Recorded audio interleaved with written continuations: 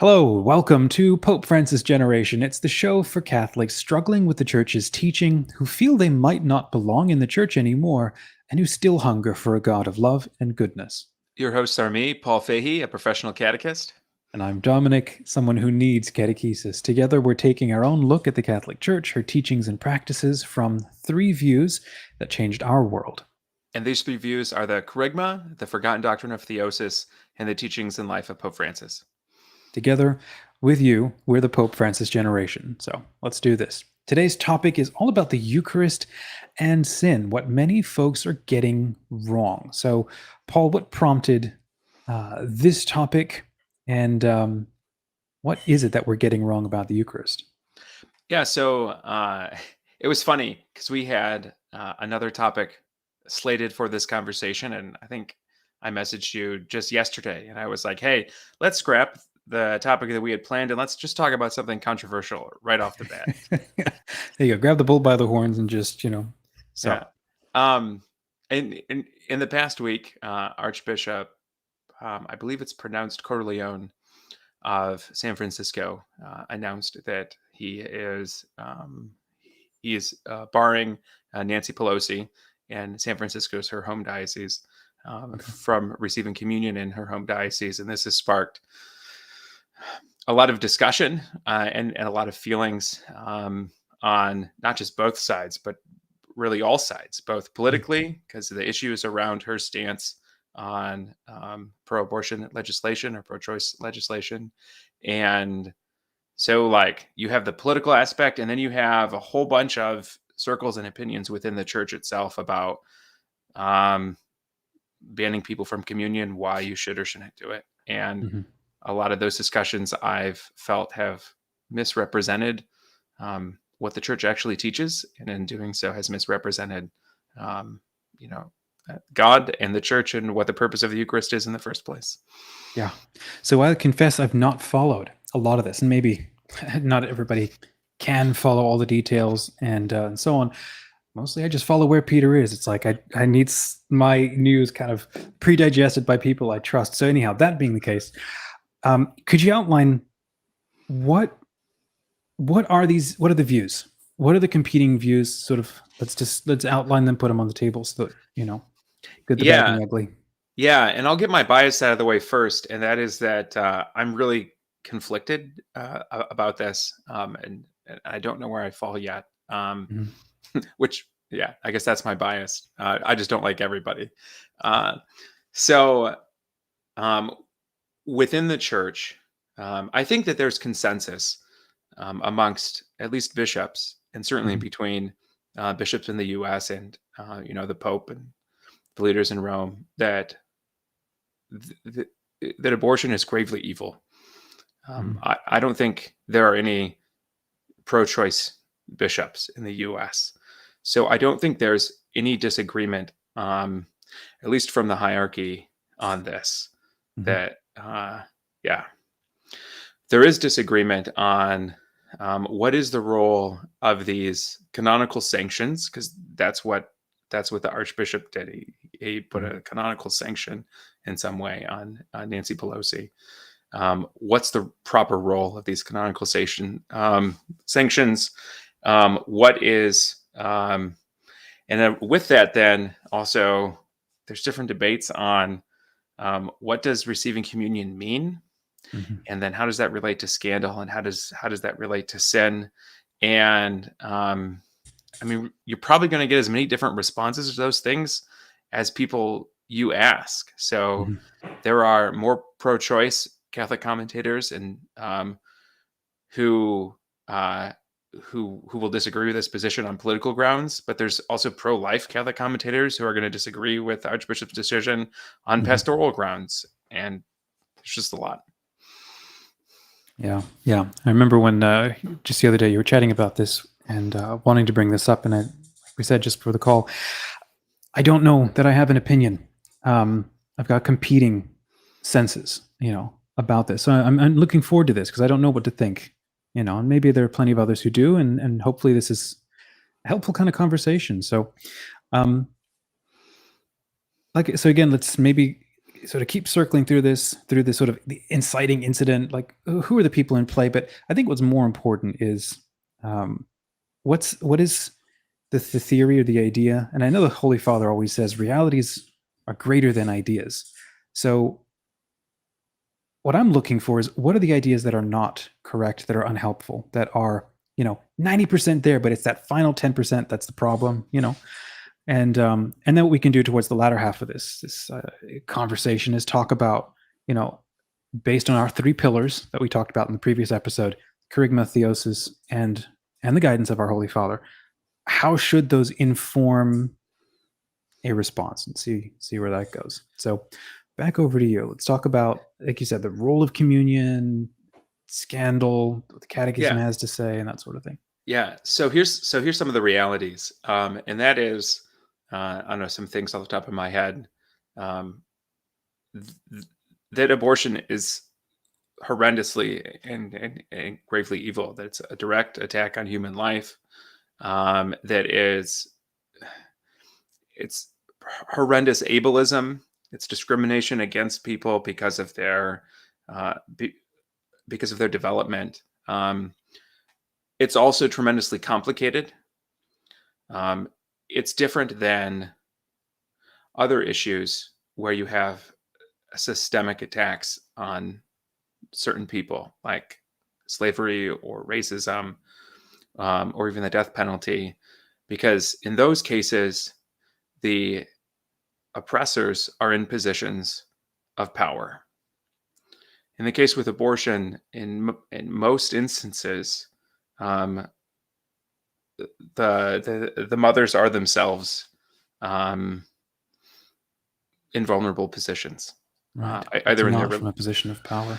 Correct. Either in their own relationships, either economically, a whole bunch of different things. So it's complicated. And I think it's okay to say that it's complicated while also saying that abortion is gravely wrong, right, and also saying that legislating abortion, deregulating abortion, I think is just enabling a culture and enabling an economic system that puts women in these positions in the first place. So it's complicated. Yeah. I think, again, there's reality is greater than ideas. To say that it is gravely wrong and so on, no argument, obviously, with that. And it's not my place to argue about that. But it's like how that then becomes reality in the concrete circumstances of millions of women. Like you said, they don't feel like they have a choice. They have been taught to think about this whole situation in specific ways. It just feels monumentally impossible and so on. And so all of that can then mitigate, or to take away the gravity of, I don't know, I'm not a theologian here, one's participation in something. It's like, yes, murder is wrong. It's like, but in defense of your life, it's like, well, that changes the conversation, And I think a lot of people feel like it's in defense of my life, maybe, or my life choices or situation. And it's not as clear cut to a lot of other people. It also means that you can have, a group of Catholics who are all strongly opposed to abortion, but you have different opinions on how to oppose abortion legislatively, right? Mm-hmm. So there isn't a monolithic Catholic policy position necessarily. However, ideally, a nation's laws don't enshrine ableism, don't enshrine discrimination, don't enshrine. So you're talking about the recent the Roe v. Wade changes that I think. What did they do? They took it out of the federal court, and returned it back to state courts. Yes. So the Supreme Court hasn't done anything yet officially, but there was a leaked draft that would that, if implemented, would reverse Roe versus Wade, which would then eliminate a federal legal right to abortion, and then the issue would move to the states. So that's in the context. So it's complicated. There's a lot of variety of perspectives that pro-life Catholics can have. However, Nancy Pelosi's policies at least from my understanding of them, is she has supported and continues to support legislation that that many describe as pro-abortion, as not trying to reduce abortions, but as doing whatever she can to enshrine the right to abortion legislatively.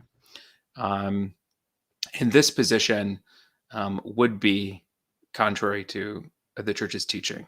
You can have some nuanced positions on how to mitigate abortion and things like that, but you can't. There isn't really nuance on being a champion for the legal right to abortion. Does that make sense? Yeah, it's like a matter of mitigating versus championing. Now, I confess, I don't follow the news, perhaps, as much as you do. So, I guess one question I got to ask is that the case, or is that how she is being painted? And again, I have no opinion on it all.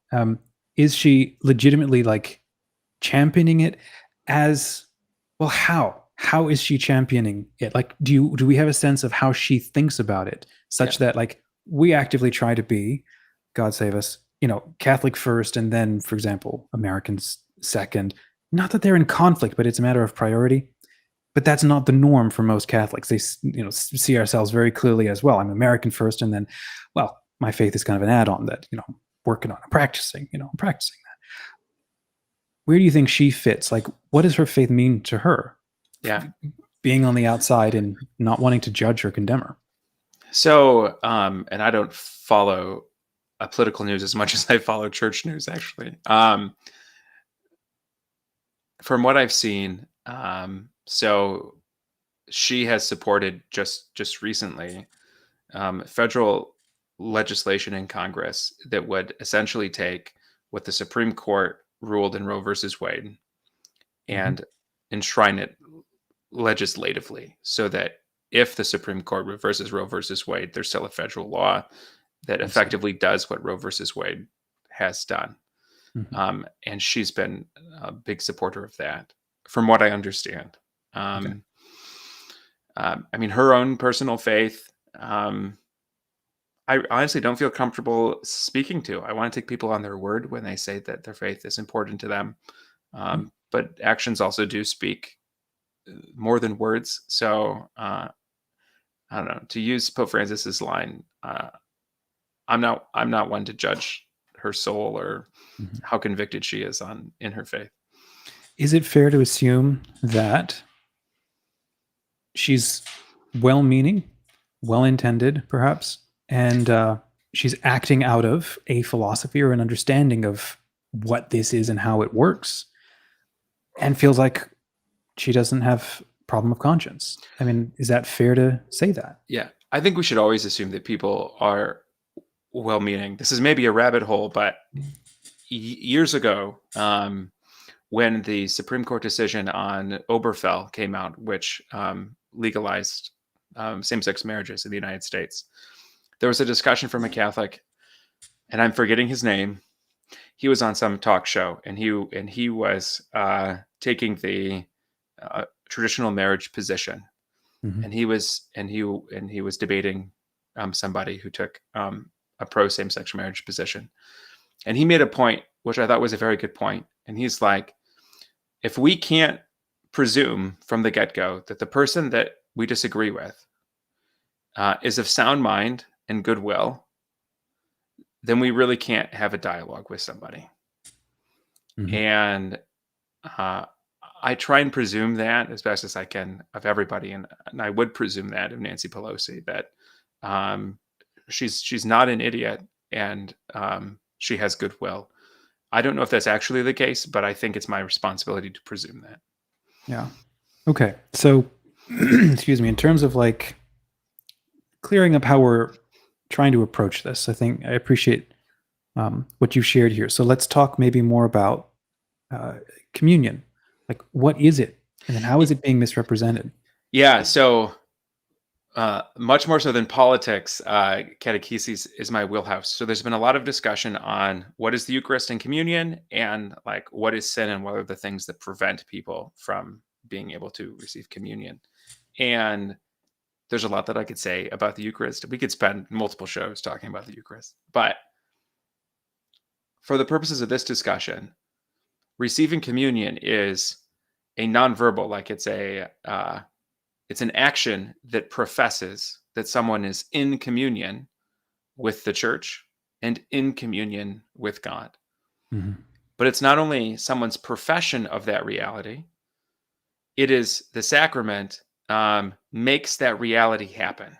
It actualizes that communion.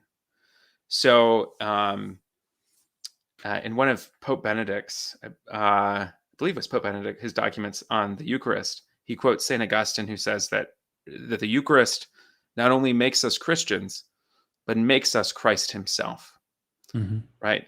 Well, what the Holy Spirit does through the Eucharist is that it actually makes us a part of the body of Christ, and it actually unites us to God, right? So this is the idea of theosis, and the Eucharist is maybe the sacrament par excellence of theosis, right?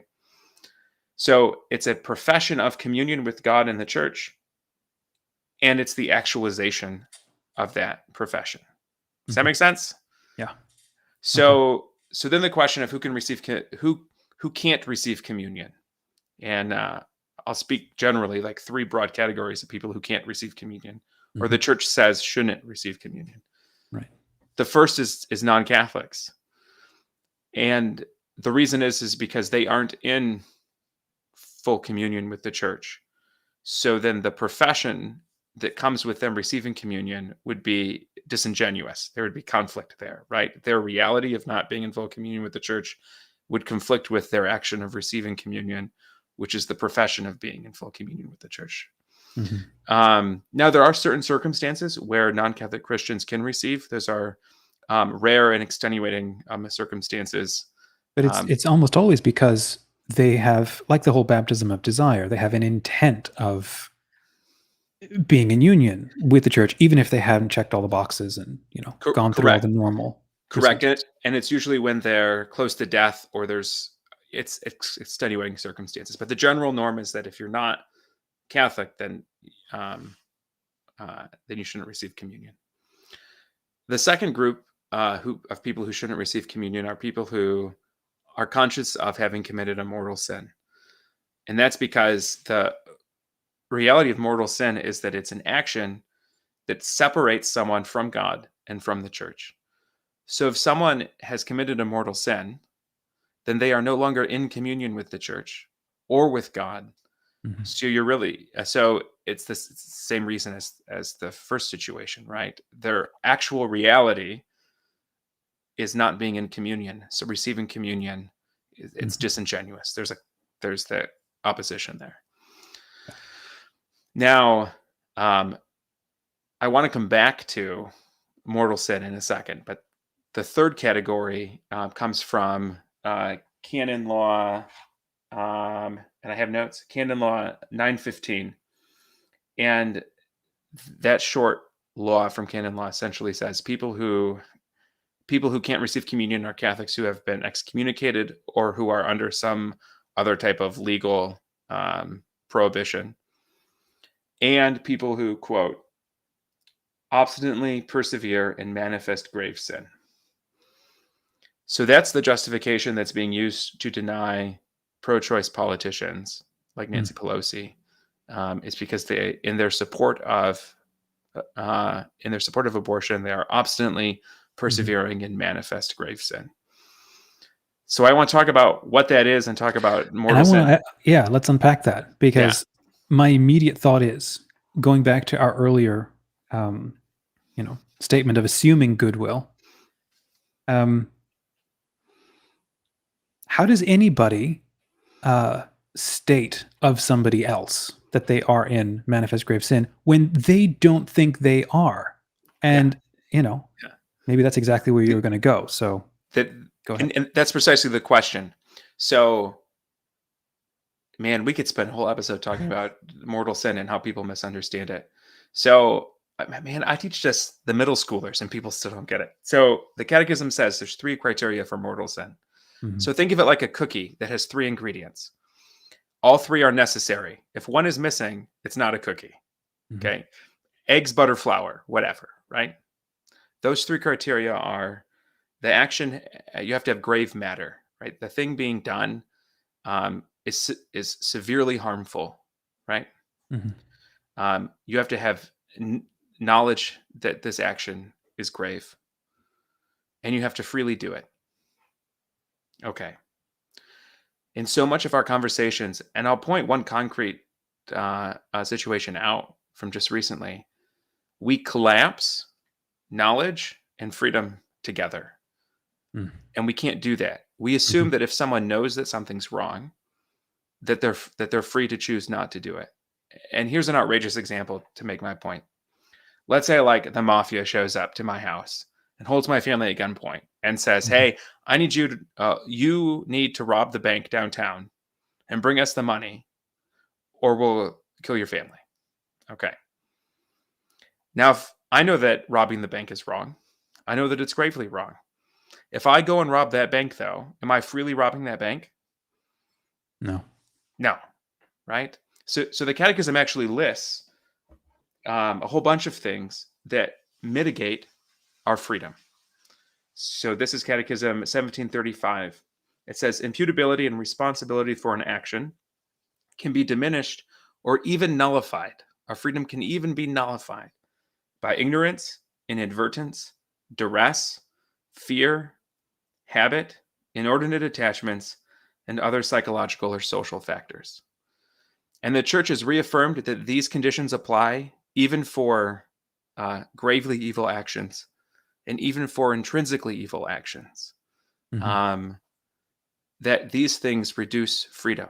So in the bank robbing case, I'm being coerced, so I'm not free.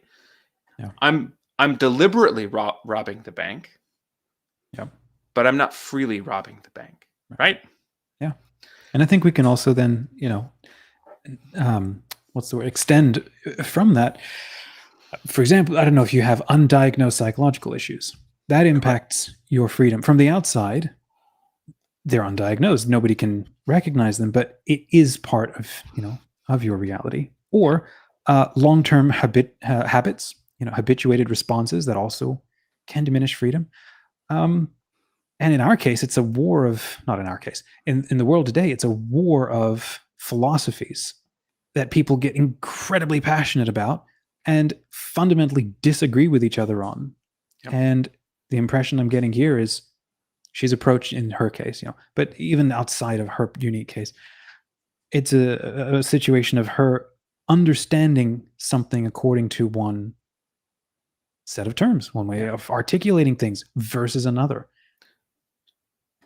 To be clear, though, someone who may not be culpable, the harm they're doing is very real, right? So, like you talked about someone with a psychological disorder. Let's say someone has a personality disorder, a narcissistic personality disorder, or antisocial personality disorder. Someone's a sociopath. Okay. They may not be culpable for their lies, for their violence, but those lies and violence still do actual harm, right?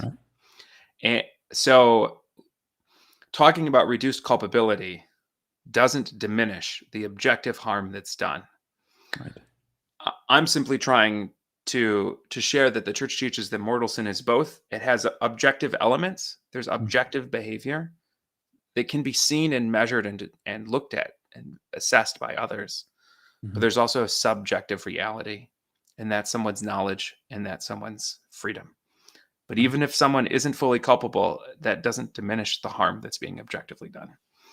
Yeah. But it does mean that we cannot slip and fall into mortal sin. Like, we can't accidentally commit a mortal sin. By definition, we can't accidentally commit a mortal sin because it has to be a free and conscious choice. So here's an example. So I was reading just a few days ago an article from Catholic News Agency, and the title is something like, "Here are the 2 basic requirements for Catholics to receive communion." And here's a short quote from that article. It says, "What is mortal sin? The Catechism explains that a mortal sin destroys charity in the heart of man by a grave violation of God's law. It turns man away from God. And then the article continues, for a sin to be mortal or deadly, one must be aware that the act is sinful and conscientiously commit it anyway. Hmm. Conscientiously just means intentionally. Right. Intention is not freedom. This teaching in this article from Catholic News Agency collapses freedom into knowledge. If you know it's wrong, then you're free to not do it. And that is not the case. Mm-hmm. In the case of Catholics in positions of secular authority or political authority or leadership or so on, they're also under an incredible amount of pressure. I mean, I think mafia could also be an interesting corollary for the little that I know of how the inner workings in life of politics is. You owe a lot of people, or you are responsible to a lot of people, not just for. And there's an incredible amount of pressure on you in your personal life and the decisions you make and the lobbyists and so on. So what sort of freedom, is someone like her, she might know, but then again, one could also ask, what does she know? And what has she actually said about that? And I'm going to say that her culpability, her freedom, her understanding actually doesn't matter. My understanding of Canon 915, where it talks about someone who's obstinately persevering in manifest grave sin. This is a legal document. This is a law. It's not a pastoral. Canon law is not a pastoral document, right? Mm-hmm. When it says grave sin, it's talking about the objective behavior, right? It's talking about scandal. What it's saying is that the church ought to be concerned about Catholics going up and receiving communion. Mm-hmm. Whether they're culpable of a mortal sin or not, we're setting that aside. Mm-hmm. The church ought to be concerned with someone who's doing objectively harmful, gravely damaging things and going up and receiving communion as if that's just fine, right? Mm-hmm. They're making this profession that they are in union with Christ and in union with the church, even though their behavior is grossly harmful. Right. All right, so, why don't let's shift to that. Let's talk about scandal. Yes. Before doing that, briefly, we would like to thank a sponsor, Select to Give. They've been wonderful. They're good friends. Please check them out. As they say, more Catholic leaders choose Select International Tours than any other pilgrimage company. They have 35 years of award-winning travel planning, a track record of excellence and faithfulness. A small company with a big heart, because every one of their pilgrimages helps to support and fund their 501c3 charity work, helping Christian families in the Holy Land. If you're ready to travel or you're looking to lead a group of your own, take the next step on your pilgrimage by visiting selectinternationaltours.com. Okay, can we talk about scandal then? And who gets to state whether something is scandalous or not, Because I see that's a concern for me. It's like every blogger just waves their finger at everything. It's like, well, so what constitutes a scandal? Yeah. So what constitutes a scandal is, it's kind of culturally subjective. So for a long time, the church said that anyone who lends money and receives interest on that loan, which the church has traditionally called usury, for a long time, for centuries, the church said, someone who lends money and receives interest is causing grave scandal and shouldn't present themselves for communion. That is not the case today. Right. And we're seeing a shift play out now, and this is a different podcast, of whether or not Catholics who are divorced and remarried should be able to present themselves for communion. That's something that's an active development in the church right now. Right. So there's some cultural subjectivity to that. Is a Catholic who supports pro-choice legislation causing scandal? It's a real question that many people may come to different answers to. The church ultimately leaves that determination, though, to the local pastor, who's the pastor of the local church, who is the diocesan bishop. So it's the bishop who's the competent authority to determine that. It's not the USCCB. It's not the U.S. Conference of Catholic Bishops. It's an individual's local bishop. So in this case, Archbishop Cordileone has said essentially that Nancy Pelosi's behavior is causing scandal. So to reduce that scandal, to mitigate that harm, Mhm. we are preventing her, he's saying I'm preventing her from receiving communion here. Okay, so to speak of competent authority, especially in this case, but then in general, he is the competent person who can speak on this. Absolutely. Yeah. Okay. And a bit of a sidebar, showing my lack of understanding, but what happens when you have different bishops, maybe in different places around the world? Like you said, it's kind of a scandals a culturally based sort of thing, but what happens when you get people who aren't marching to the same tune among competent authorities, bishops, Yeah. So that's part of the discussion that's going on right now because of this. Okay. So globally, there are a lot of countries in Europe that have laws that allow that allow legal abortions to various degrees. So you Mhm. have pro-choice politicians who are Catholic in different countries around the world. And my understanding is that this debate of whether or not pro-choice Catholic politicians, whether they should or shouldn't receive communion, is solely happening in the U.S. Italy's not having that discussion. Germany's not having that discussion. England's not having that discussion. It's just a U.S. discussion. But even within the U.S., for example, Cardinal Gregory in Washington, D.C., has, and I forget his exact statement. So my impression of what he said was essentially Archbishop Cordileone has jurisdiction over his diocese. I'm not going to enforce his policy in my diocese in DC. So you even see like discrepancies within the US about this. Mhm. So there are people, and I think this is a legitimate question to ask. When you see that much difference in opinion amongst bishops, is that disunity causing scandal in and of itself? Where would you go Um, with that? I don't know where I How are land. you thinking of handling that? Um, so I wanted to talk about this, but on another hand, I hate talking about this. Mhm. I don't like this topic because I feel like there isn't. I just don't like any of it. Mhm.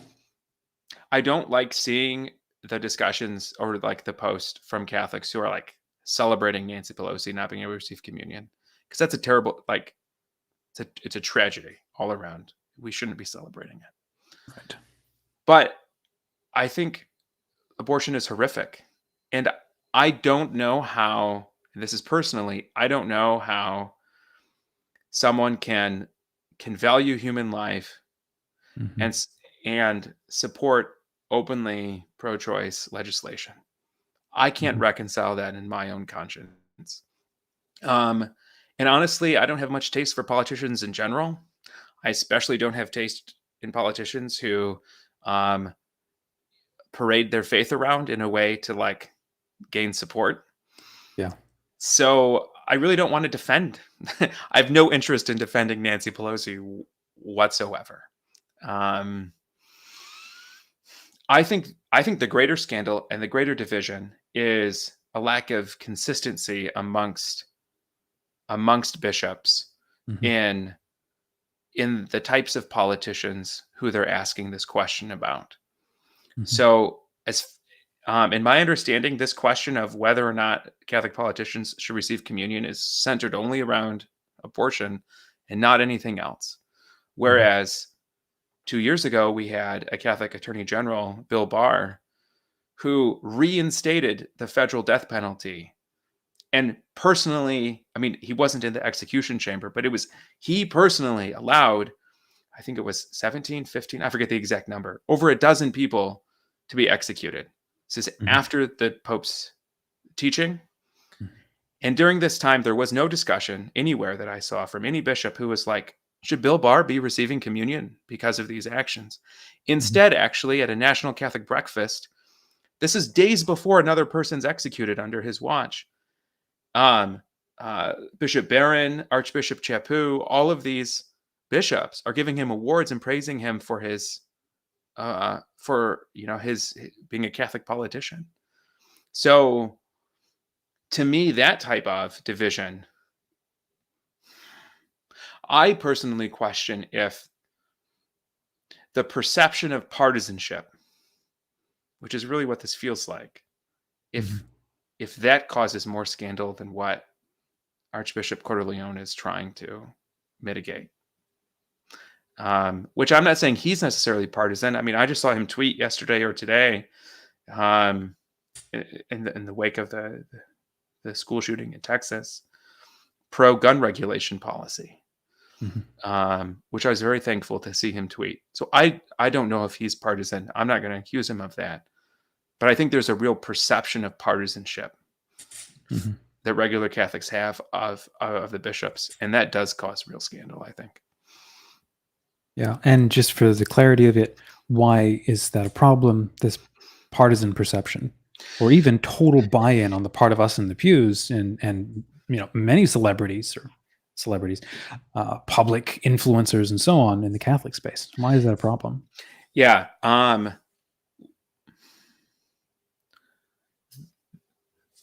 The church huge has concept, discussion. The church has taught and does teach, and this has always been the case throughout Catholic tradition. The gospel must be a Christian's fundamental value. And the church has always encouraged people to participate in politics, and sees being a politician as a very noble vocation.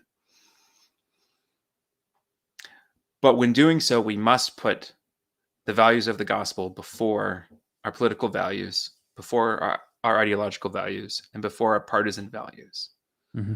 But when you see Catholics who go like whole hog in support of a particular party or particular ideology, what happens is that they're subverting it. They're making their political or their partisan values more important than the gospel. And what we see consistently then is a misrepresentation of the gospel. So you have, I'm painting with a broad brush, Catholic Democrats who are like, yes, on the church's teaching on environmentalism. Yes, on the church's teaching on social justice. Yes, on the church's teaching on racism. Yes, on the church's teaching on caring for the poor and social safety nets. But no on the church's teaching on the life and value of unborn people. Or you have Catholic Republicans who are like, yes, on the church's teaching on the life and value of unborn people, but no on the church's teaching on environmentalism. No on the church's teaching on immigration, right? They are walking scandals because they are misrepresenting the gospel in what they're doing. And it's worse when we see Catholic clerics, Catholic bishops who are perceived to be partisan, because that distorts the gospel. The gospel is supposed to challenge our political ideologies. It's supposed to make us profoundly uncomfortable in whatever political party we're in. But if you see bishops and clerics being partisan, it helps people be comfortable in their party. And that's the opposite of what the gospel needs to be doing. Yeah. So starting to come back then to the question for this section, which was not only who gets to define scandal, but who is in scandal. Because from what we're saying here, one of the things I'm hearing is, well, everybody's in scandal at some point or on something, which is also, I think, a pretty accurate, everybody's, working through some sort of element of their journey. They're working through some attachment, some sin or something. So to come back to that core question, who can't receive communion? And because then the next question I want to get to is, what should be our appropriate response? Not being her or not being particular people. Should we? Well, we can get to that. So coming back to that, who can't receive communion? Yeah. So it's those three groups of people. So if someone is Catholic and you're aware of mortal sin, the church asks you to, unless there's extreme circumstances, to go to confession first. Or if your bishop has asked you not to receive communion, you shouldn't go to communion. And the church places a high level of value. Our tradition places a high level of value in obedience, Mhm. even if you disagree with the competent authority.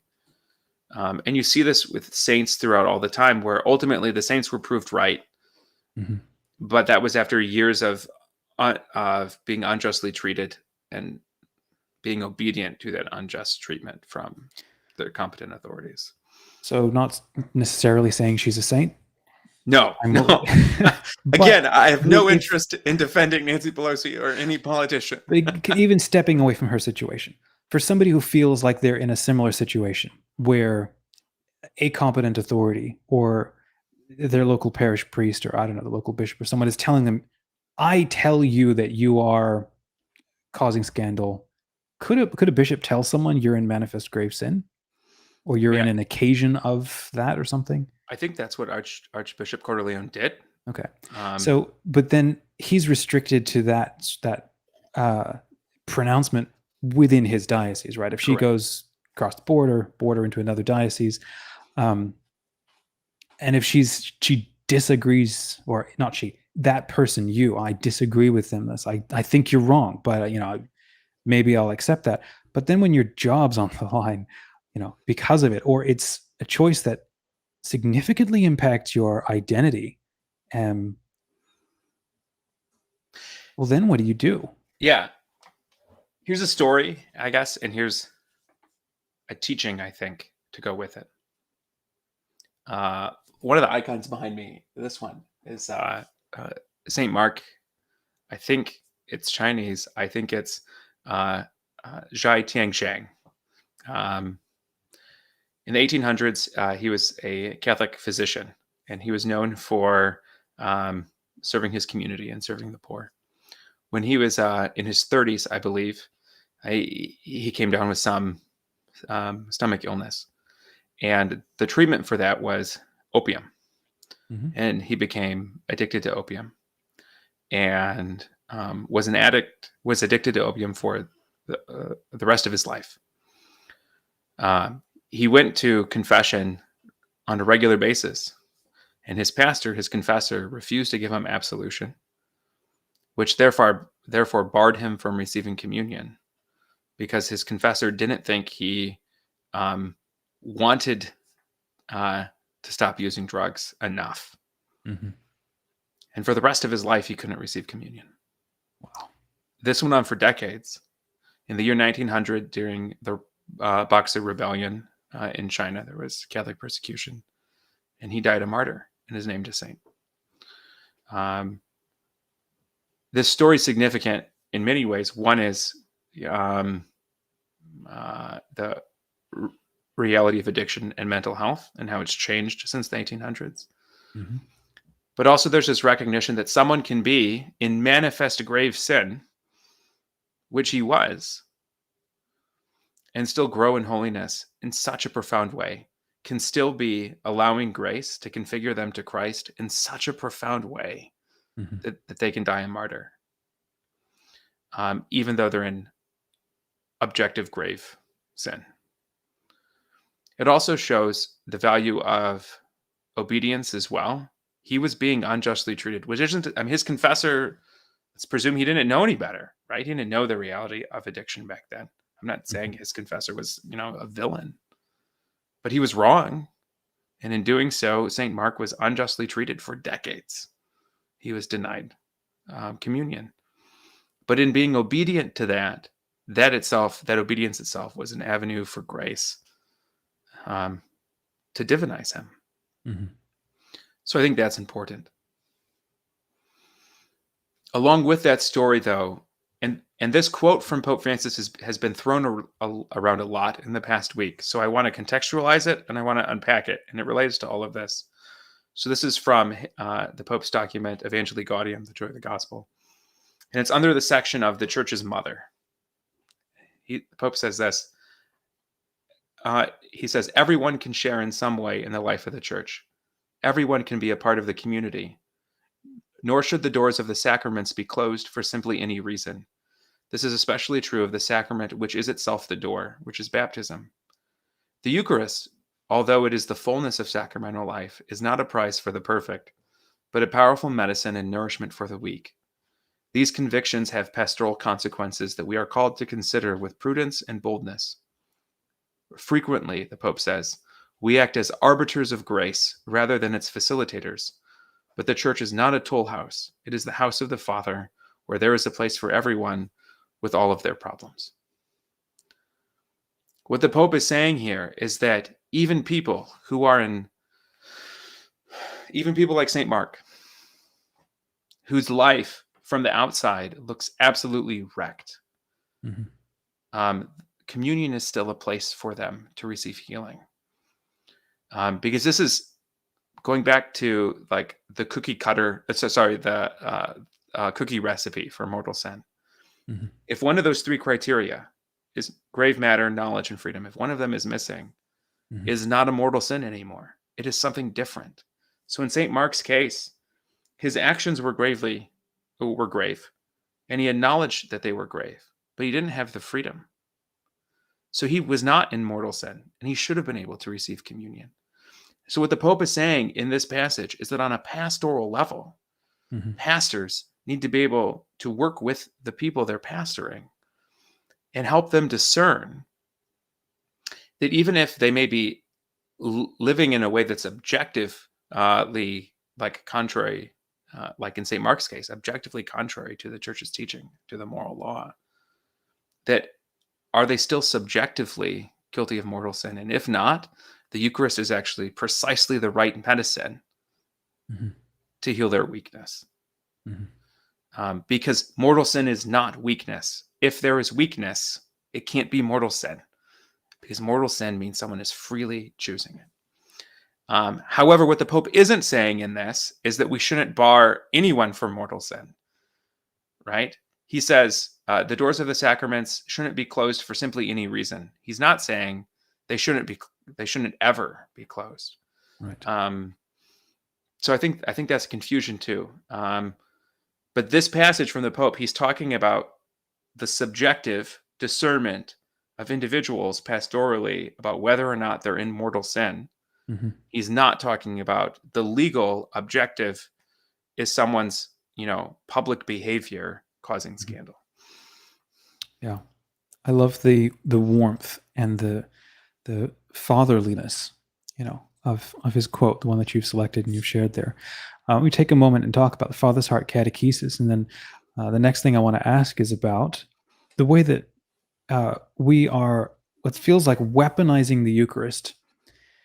And I think where Peter has been blogging and talking about this for almost the last years since it became a discernible thing. So that question, how should we, as lay people who are not the two prime components of this major discussion, the rest of us, how should we be reacting to this? So let's talk about Father's Heart Catechesis. What is it? Yeah, this podcast is sponsored by, supported by, I don't know, Father's Heart Catechesis, which is a online catechesis program, small group catechesis that I've started, which will proclaim at every level the kerygma, God's love for all people. It's inspired by Pope Francis. It's centered on theosis. It's grounded in the magisterium of the Church. It's for people who are ministers, who are catechists, for catechist formation. It's for regular Catholics. It's for Catholics who may not feel like they belong in the Church and they want to know more. They want to know what the Church actually teaches. So if you want to know more, you can get more information at pfahey.com. That's pfahey.com. Fantastic. All right. Let's talk about our response, as lay people, third party, because what concerns me is the urge to want to judge very quickly, to not be able to look at the larger picture, and then to start pointing at other people in our parishes, and just completely miss the opportunity to look at ourselves, and come back to the center of the three pillars that we're talking about: the kerygma, theosis, and Pope Francis and his guidance. And so how does a topic like this just detract and destroy our ability to be credible witnesses of this joy and of this hope of the gospel, when it seems like the Eucharist is a weapon we can use to define who is and isn't worthy enough to participate in under the label. Yeah. What I have seen, what I have participated in the church, is a profound partisanship and culture war that seeped into the way Catholicism is practiced in the United States at Mhm. so many levels. We really, really want to label our group as the Orthodox, as the right group, and label the other people as not really belonging in the church. This impulse is very, very present in churches, at parish levels, at diocesan levels, all over the Mhm. place. And Pope Francis, his teaching and the gospel of Jesus Christ is saying that is not acceptable. Mhm. So I think that that's something that we have to do a lot of very vulnerable self-reflection on. Even going back to, do I believe Nancy Pelosi? Do I believe Archbishop Cordileone? Do I believe that they are um, intelligent people acting in goodwill? If I don't actually believe that, if I think that they are villains, like, that's a problem. That's my problem, right? Mhm. Because it means I'm judging. It means I'm judging their soul in a way that I have It's no none of my knowledge of. business. Yeah. Yeah, it's not my business, and I'm not the competent authority to judge that, right? Mhm. So I think that's a real question, and I think that and again, I participated this in college, especially of if someone disagreed with me about exactly the policy decisions I thought needed to happen when it came to abortion, Mhm. then they were, soft on abortion, probably pro-choice, and probably shouldn't receive communion. Like, that was my instant line of thinking. Mhm. And it doesn't have to be abortion; it can be any issue. Right. Um, and what Pope Francis is saying is that the church is the home for everybody, and we all have our own weaknesses. We all have our own flaws. We all have our own ideologies and lies and fears that we're attached to. But it's precisely in the church. It's precisely from Jesus. It's precisely through the Eucharist that Mhm. we're going to find healing from this. Mhm. Um, it is not our job, and I do not envy any bishop when he has to make these decisions, because they're not easy decisions to make. Uh, I'm thankful that it is not my job to judge the soul of anybody else. It's uh, it's not my job to judge whether or not someone's behavior is scandalous or not. Um, yeah, So, trying to, for me, I'm trying to understand the sort of, I guess, like the underlying theory, but still be allow a reality to inform that.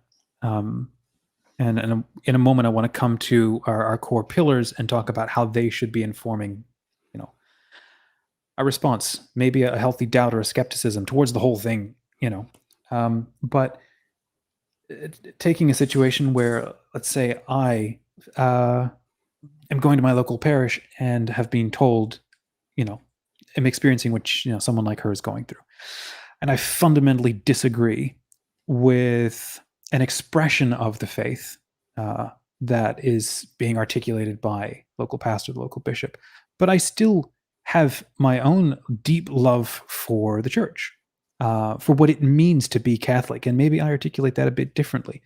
But I look at all the documents and I see myself in complete union. But it's the wiggle room areas where perhaps I've aligned myself differently, right? Um, what should my response be? And you've kind of articulated that with St. Mark. But then what should I expect from others?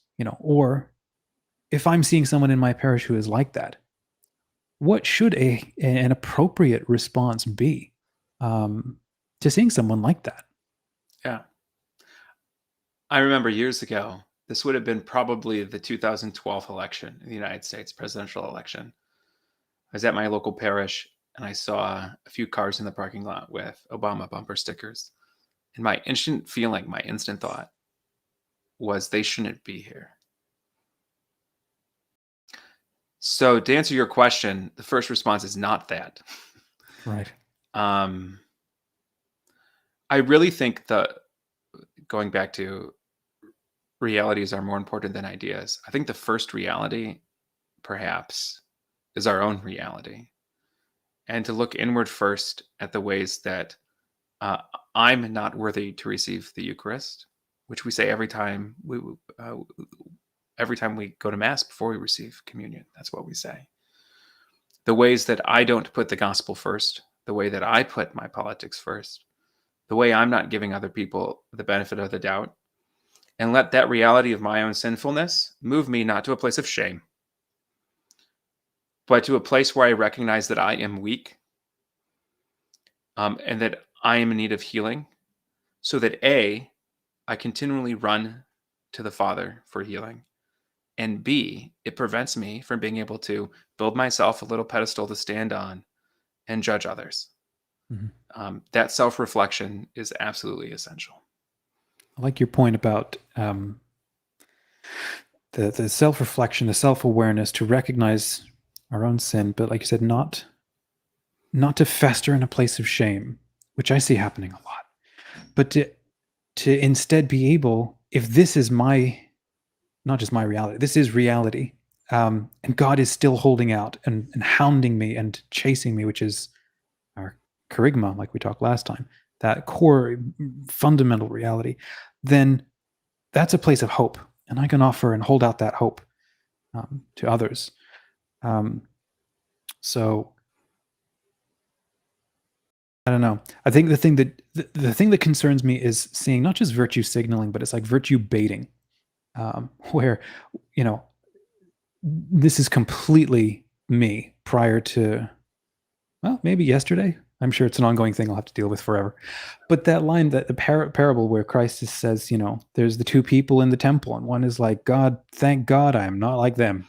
Here, let me post about that. I'm gonna tweet about that. Let me make sure everybody knows, just in case, in case anybody was wondering, which they weren't, And I think that I don't know what to think yet solidly, but I think that my response to all of this would be, it's not my business to post about this in general.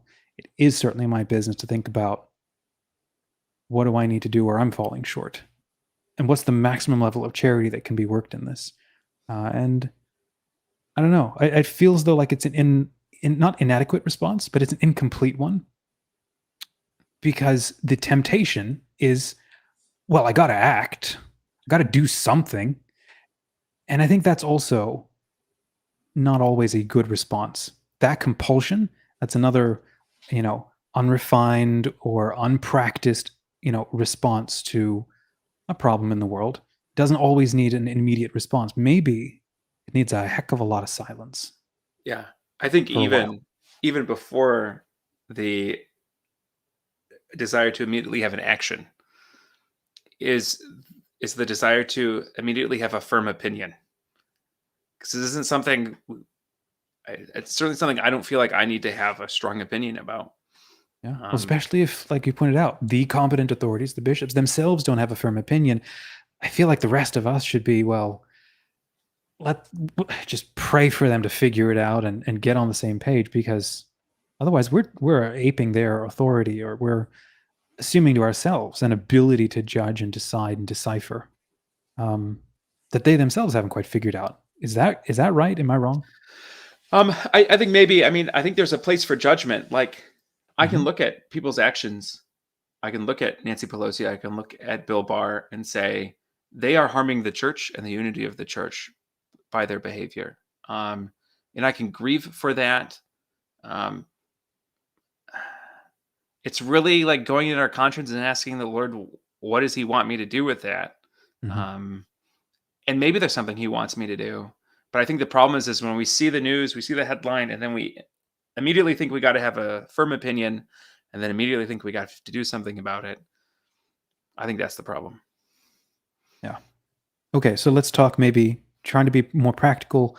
Kind of the goal of this whole discussion here is, let's talk about our three pillars and how they should inform maybe this particular situation, but our reaction to these perceived situations in general. You know, so where would you go with that?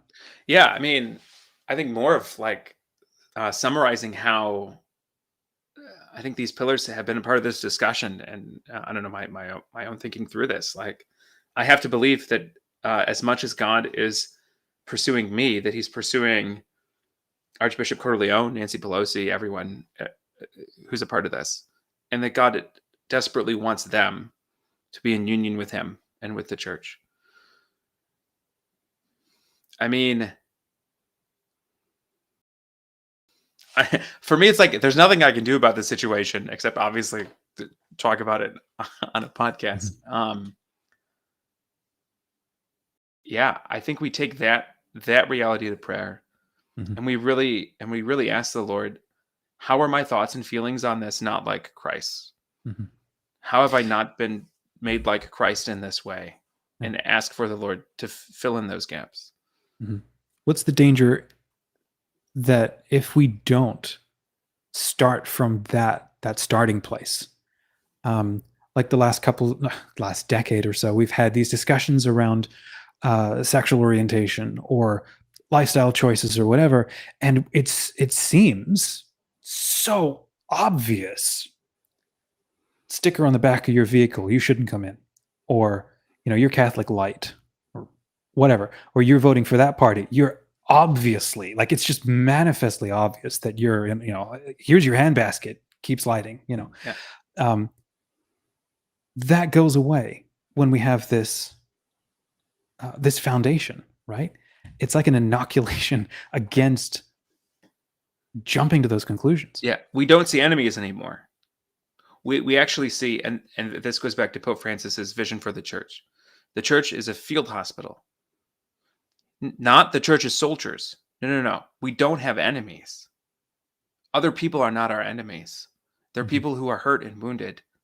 And it's precisely the church and the sacraments and the people in the church who are being transformed into Christ, who are able to heal. Right? Yeah. I don't have enemies anymore. I have people in need of healing, just like I'm in need of healing. This makes me think about his use of the phrase self-referential, because I think that's not only leveled at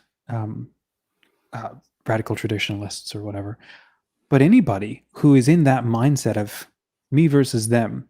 You are obviously, just look at the way you're talking, look at the way you're dressing, or how you treat other people. You're just something else. You're a piece of work. Well, on what basis do you make that judgment? I would imagine it's a self-referential viewpoint. Any of us, absolutely me, God save me, are doing that twice on Tuesdays.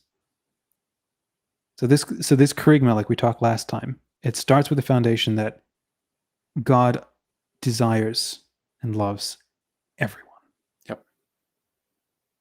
So with the next one then, with how does the viewpoint of theosis, and of course communion, Holy Communion, the Eucharist, is is it safe to say it's the sacrament of theosis, or how would you articulate that? I would say all the sacraments are the sacraments of theosis.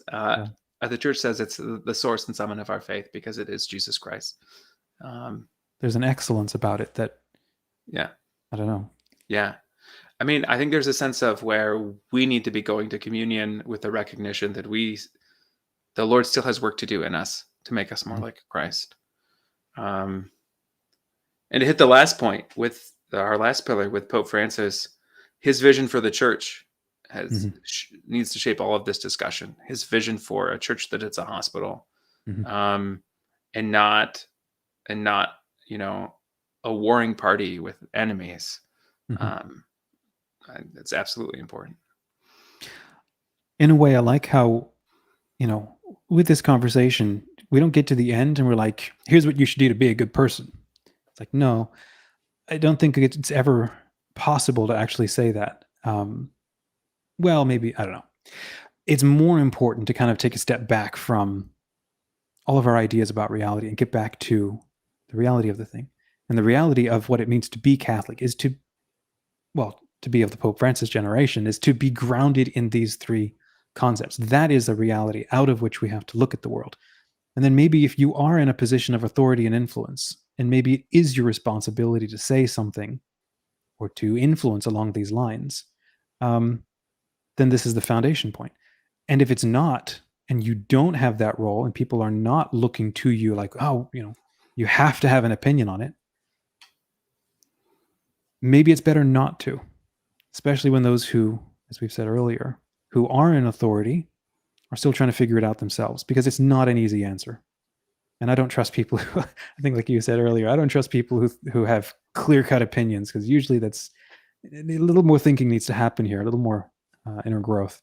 Yeah. Alrighty. Any last thoughts to share? Otherwise, we will wrap up. I think we're good. Alrighty. Well, before we go, if you enjoyed this conversation, if it was helpful, heck, if it raised a ton more questions for you, please go ahead, send them in. We'd love to know, what's on your mind. If this video was helpful, please hit that like button. It does help more people to learn more about Paul, more about Pope Francis Generation.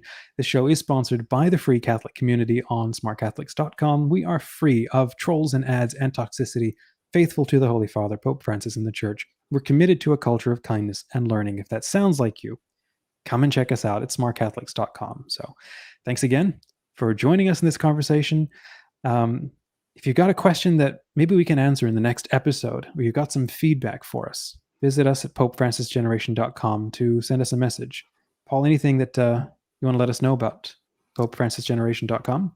Yeah, I mean, that's the place to go for all the podcasts and all of my writing. And if you're a paid subscriber, you get to watch episodes ahead of time, ask questions, and pitch ideas for future shows. Yeah. Till next time, please say a short prayer for yourself and for us. Remember, don't be afraid to ask questions. Doubts can be a sign that we want to know God better and more deeply. Thanks again, everyone. God bless you.